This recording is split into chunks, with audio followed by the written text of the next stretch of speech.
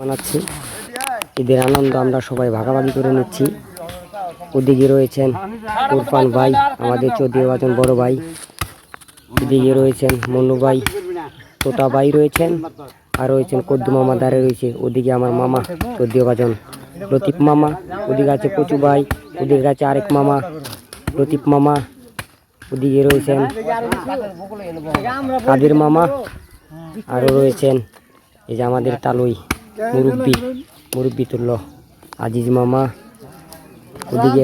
ওদিকে দেখাতে চেষ্টা করছি হবিবুর রহমান হবি ভাই, আমার বড় ভাই। ওদিকে আছে তাওই, ওনারা কিন্তু মাংস কেটে দিচ্ছে এবং কি এখানে ওনারা বানাচ্ছে।